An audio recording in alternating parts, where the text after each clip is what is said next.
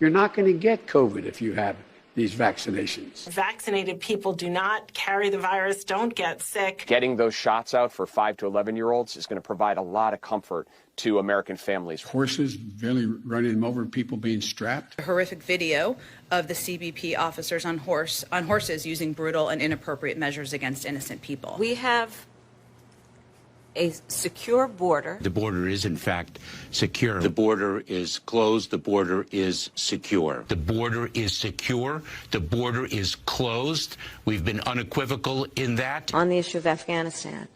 And to that end, we have seen a successful drawdown of the embassy. I think it's irresponsible to say Americans are stranded. They are not. This is Jim Crow on steroids, what they're doing in Georgia. This is all about keeping working folks and ordinary folks that I grew up with from being able to vote. The reconciliation package would cost $0. The cost of these bills in terms of adding to the deficit is zero. Some have expressed publicly that they're not comfortable with 3.5, even though zero costs $0. Zero. Zero.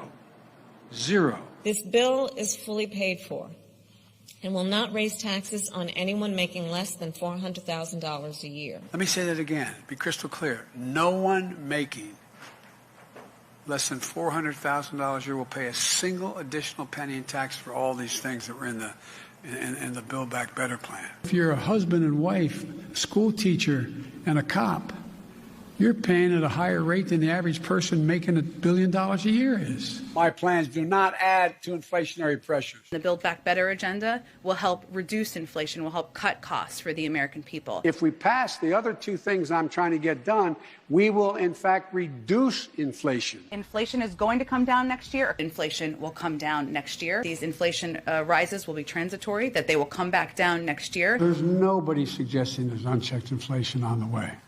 No serious economist. We know a lot of folks are struggling with inflation, driven by Putin's war in Ukraine and the global pandemic. The greed of meat conglomerates. You could call it corporate greed, sure. You could call it jacking up prices during a pandemic. Even if we drilled as much as we could, the price of oil is still set globally. There's no amount of domestic production we can do to reduce or eliminate our vulnerability as a country to that volatility. We brought down the cost of energy. Wages have gone up higher, faster than inflation. We have a lower inflation rate than most any other nation in the world. The idea that 2 quarters of negative GDP growth is a technical definition of a recession is wrong. I don't expect a recession. Right now, we don't see a recession. Right now, we're not in a recession right now. Virtually nothing signals that this period in the second quarter is recessionary. No one is predicting a recession now. What we have seen over the course of the last year plus in the United States